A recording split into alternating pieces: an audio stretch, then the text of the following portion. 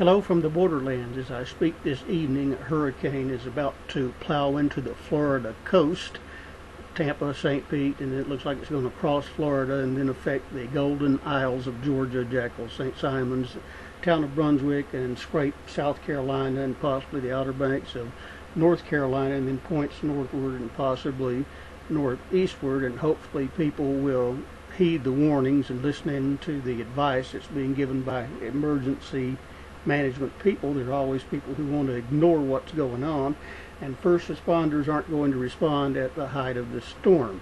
And so there are always people who get in these terrible situations because they don't listen. Hopefully people will listen this time around, and hopefully damage won't be severe. I have some good memories years ago from the Tampa, St. Pete area and Jekyll, St. Simons, Brunswick, Georgia areas. It's been many years. I haven't been there in a long time, but that is part of my history, and I'm hoping there won't be any serious damage as a result of the hurricane crossing into those areas, and wish the best for everyone who's in the path of those storms. I wanted to talk just a few minutes about the reality of a Hillary Clinton presidency should she be elected, because a lot of people are getting all excited about the possibility of the first woman president and how everything's going to be great and wonderful because she's so competent and qualified and has so much experience that she has all these great and wonderful ideas, and it's just going to be shining city on the hill, big rock candy mountain and all that, and that is nowhere near reality. I think people will be horribly disappointed should Mrs. Clinton get into the White House, and here's why. There used to be something called bipartisanship in years past. You used to find Republicans and Democrats, and sometimes liberals and conservatives, on both sides of every major issue.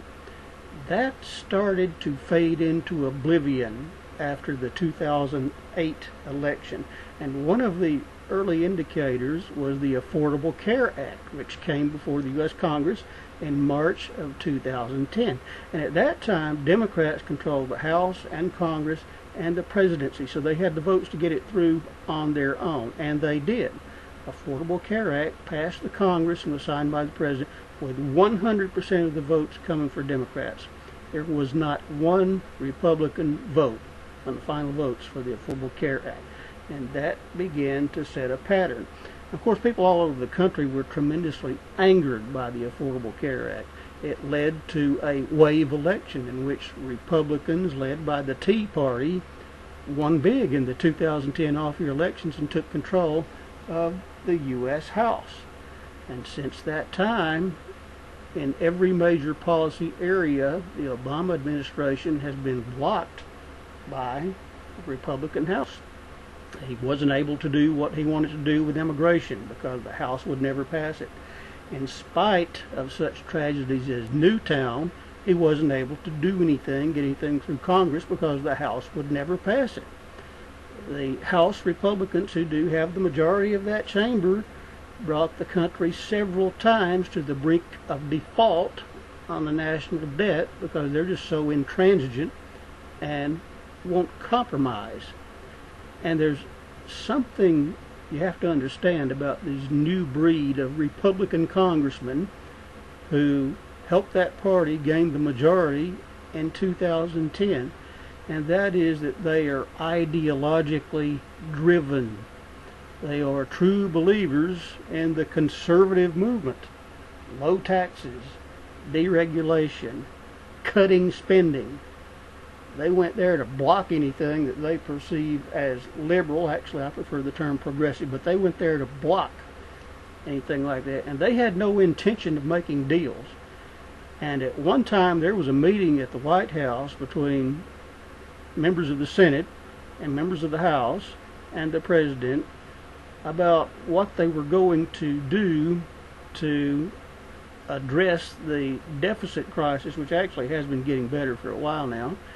And the Democrats told the Republicans, well, here's what we're going to have to do to get some new revenue, and they busted out laughing because there was no way they were going to do that.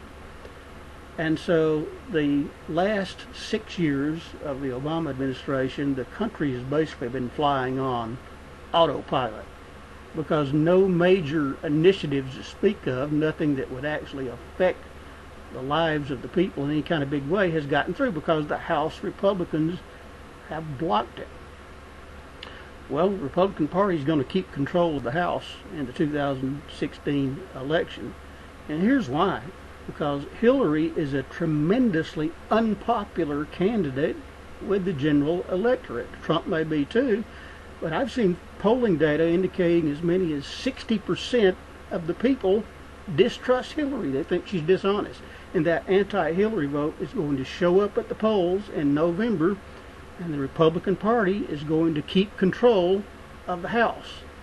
They're going to do to her the same thing they did to Obama. Most of her policies are going to be dead in the water unless she wants to convert and basically become a Republican, which is pretty much what Bill did after the first 2 years of his presidency when the Republicans moved in and took over. So if she wants to get some conservative things through and do some crappy trade deals, oh, she'll certainly be able to do that. Clintons are really good with this trade stuff. 20 years of NAFTA and about 1 million jobs, a million American jobs or so, have just gone down the drain. So they're very good at doing Republican things, the Clintons are, once they get beat in Congress. So you're going to see years of obstructionism, and it's not going to get any better, more than likely, because presidents don't generally get more popular. They generally get less popular. They generally take a whipping at the next off-year election, and the Republicans are going to have control of the House anyway. So you're going to have, if Mrs. Clinton gets in, this administration where every major initiative is blocked by a Republican Congress, and that's going to come in real handy if there's another economic crisis, won't it? That'll be just wonderful. You'll have a paralyzed administration that won't be able to do anything, and some people believe that somehow the magic of Hillary is going to overcome all this. She herself has said some things that she's going to get things done by smoozing. Can you believe that? Does that sound professional or competent to you? Does that sound like the way that things should be done? Is it actually true that the House of Representatives blocked Obama for the last 6 years or so because they don't like his style? Because they don't think he meets his social obligations? Now, I'll admit that happens in American business a lot. We have this whole phenomenon of networking where incompetent people get into jobs because of their connections, and that's why a lot of things are the way they are in the private sector. You can't get good customer service and things like that because you got people in jobs that they should not be doing, and competent people walking around unemployed or underemployed because they don't have the right contacts. So business does get done that way in corporate America last time. But if we really are at the point where schmoozing is the way you get things done, then I think we can safely say that American society has pretty much gone down the tubes, hasn't it? You know why all these Republicans are jumping or running away from Trump and embracing Hillary? Because they know that she's not going to be much of a threat. She's not going to be much of a threat because Paul Ryan's House of Representatives isn't going to let her do anything. And there's not a damn thing anybody can do about it. And all of this is even assuming that she was a competent leader, competent and qualified, who would be able to get some things done with a political base. I don't think that's even true. So what's going to happen under a Hillary administration is the Hillbots, as I like to call them, they're going to be horribly disappointed because in the legislative arena they're going to have a president who isn't going to get that much done. Obama's done some good things just with executive orders and things like that, protecting national park lands and establishing new preserves and things like that. They're going to block Hillary at every turn, and that's even assuming that she would be a decent president.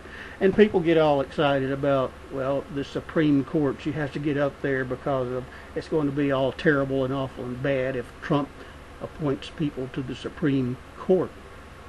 They are forgetting that Hillary is basically a corporate shill. She and Bill have been professional panhandlers all their lives, in this speaker's opinion. Anyway, they've been professional panhandlers and living off the goodwill, I would say, of other people and supporters, that they have gained their support by schmoozing and all of that. Does anybody seriously think that the people Hillary would nominate to the federal judiciary would look out for the interest of the people, or would they look out for the interest of her corporate benefactors, the people who donate to her campaign financially, the people from whom her political effort derives so much financial support? Hillary, I like to refer to her as Wall Street Hillary from time to time because she has a lot of friends and acquaintances there, and I think she's basically a puppet, despite of her personal, despite of her public persona. I think that these corporate donors pull her strings, and I think that people that she would nominate to the federal judiciary, including the Supreme Court, would be people who would protect the interests of bad business. And that's where most of the problems in the United States come from anyway. Bad corporate behavior. So this Supreme Court argument is not even a very good one. So don't expect big things out of a Clinton administration should she get elected, because if she gets elected, and the polling data indicates this pretty clearly, Republicans will maintain control of the House. These people are ideologically driven. Some of them are so stingy that they actually live in the U.S. Capitol because they're too cheap to maintain two homes, which was what was traditionally done. It's my understanding that a lot of those people still live in their offices. They actually live in the Capitol. And it's their mission to stop anything from getting done because they believe that government is inherently bad.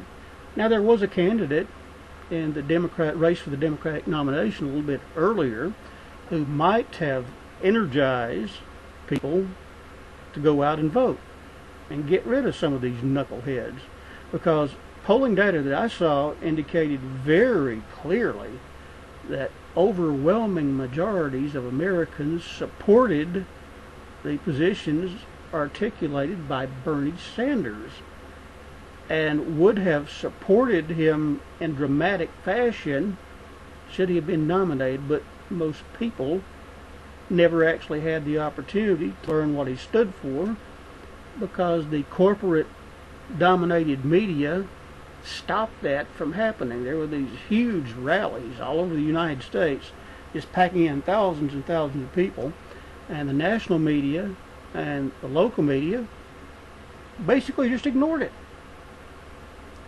They basically stopped people from discovering what the message was. A message that polling data clearly indicated most people would have supported.